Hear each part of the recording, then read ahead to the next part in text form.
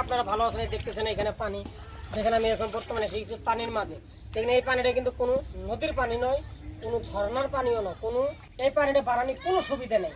এইখানে সাইড দিয়ে রাস্তা আছে, রাস্তা দিয়ে যদি ড্রেন কাটি দেয় তাহলে এই মানুষগুলো একদম গরিব মানুষ। দেখছেন তোমার ভাই দেখাই দেবেন এবারে গেলে দেখেন একদম গরিব মানুষ, এখনো পর্যন্ত সোলার বেড়া, একদম গরিব মানুষ। ওনারা এখানে বসবাস করে কাম করে, কাম করার জন্য যায় ওনারা, প্রত্যেক দিন কাম করে। তার মধ্যে আসি গেল আমাদের কুরবানি ঈদ, ঈদের দিন। আজকে হলো বৃহস্পতিবার।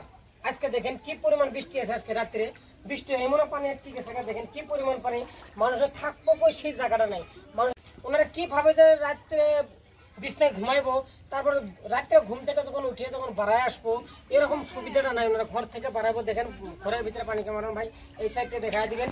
এইখানে দেখেন ঘরের ভিতরেও পানি আছে, এনাদের ঘরের ভিতরেও পানি। মানুষগুলো অনেক কষ্টতে আছে। এই সাইড দেখাই দিবেন, একদম সেই পানি, সারাটা এলাকায় পানি পানি পানি। ভালো আছেন না? ভালো আছি। আপনার বাড়িটা কোন জায়গা? আমার বাড়ি এইডি। এটাই কই যাবেন এখন? দোকানে যেতেছি। দোকানও এখন আপনার এখানে যে পানি, আপনি ঘর থেকে বাড়ানি দোকানে যাওয়া হয়তো কালকে একটা ঈদের দিন, এরকম আপনার কষ্ট কিরকম লাগতেছে? রান্দাবাড়ি করে অসুবিধা দিদি চিরামুড়ি আমরা যেতেছি দোকানে রান্দাবাড়ি করে।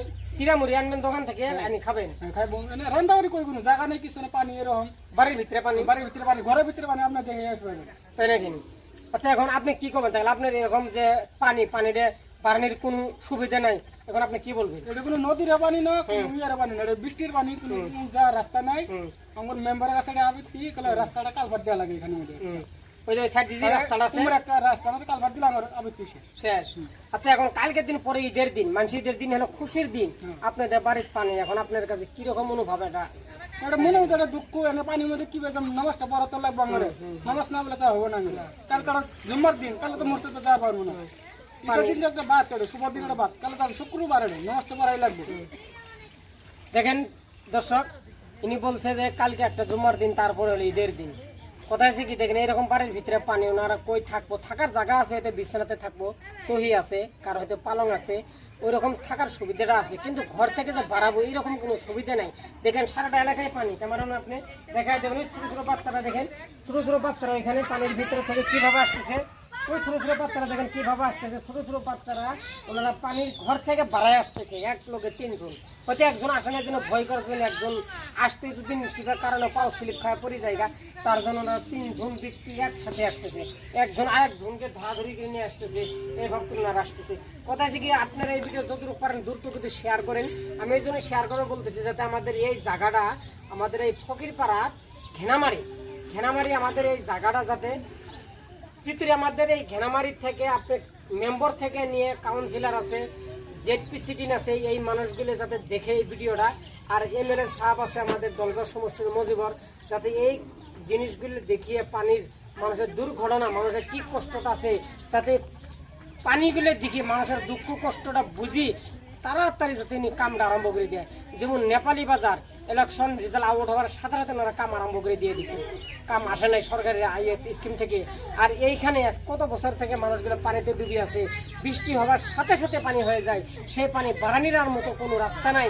রাস্তা লাগছে, কিছু কালভার্টের দরকার আছে, কিন্তু এর ভিতরে কোনো গুরুত্ব নাই। আজকে এর ভিতরে কোনো গুরুত্ব নাই।